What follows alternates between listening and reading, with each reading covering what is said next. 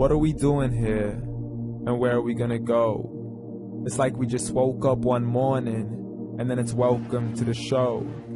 Don't ask any questions, just go with the flow. Make as much money as you can, and try your best not to get broke. Copy everything you see on the TV, from the hairstyles to the clothes, and don't think too often, just do exactly as you're told. And if you ever get confused, then just turn towards the alcohol. You still hear your thoughts? Then just turn up the radio as you learn to live a lifestyle of drugs, sex, and rock and roll. But in all honesty, I just need to know, is there more to the cycle than growing and getting old? Living and dying just to leave behind a happy home and a whole lot of property that somebody else is going to own. I just really need to know before the casket's closed, 'cause I'm not willing to gamble with my soul, nor am I ready to take any chances. These are just simple life questions, and I'm just searching for some answers. Like, what are we doing here? And what is our purpose? How did we get here, and who made us so perfect? And what happens once we go, or is this world all really worth it? Questions we don't answer because apparently we don't really have to. There's no purpose to this life and our existence is merely natural. Then in that case, please let me ask you, did you create yourself, or was it somebody else who had fashioned you? 'Cause you're a being that's impeccable, faultless and unparalleled. You're a product of supreme intelligence, and I'm merely being rational. For there isn't a camera on this earth that can come close to the human eye, nor a computer that can compete alongside the human mind. And if the whole world was to come together, we wouldn't be able to create a single fly. So many signs, yet we still deny. As science tries to justify that all this could come from none, when it's a simple sum. 0 plus 0 plus 0 cannot possibly ever give you 1.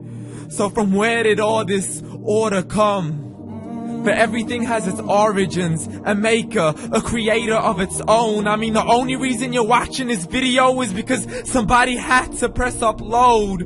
So we can believe in the Big Bang, but I'd rather believe in He who caused it to explode.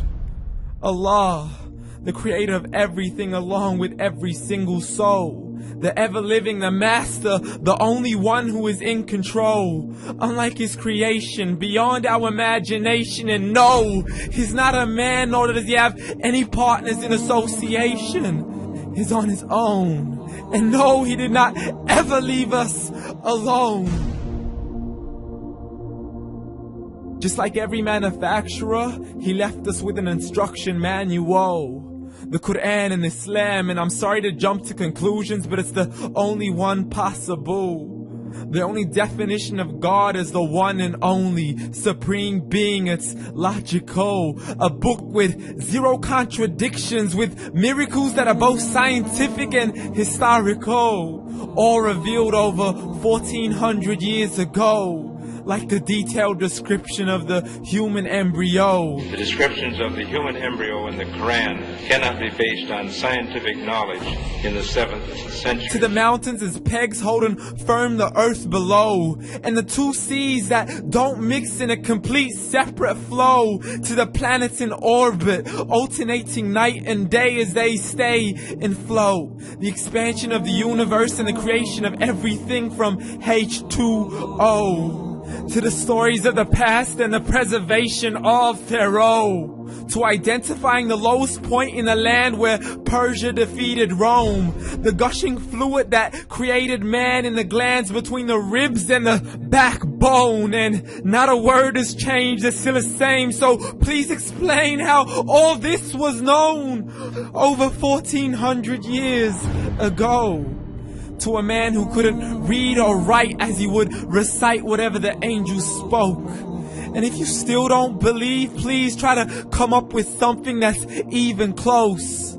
But you can't, so we took God as a mockery and his messengers as a joke. Muhammad could not read or write.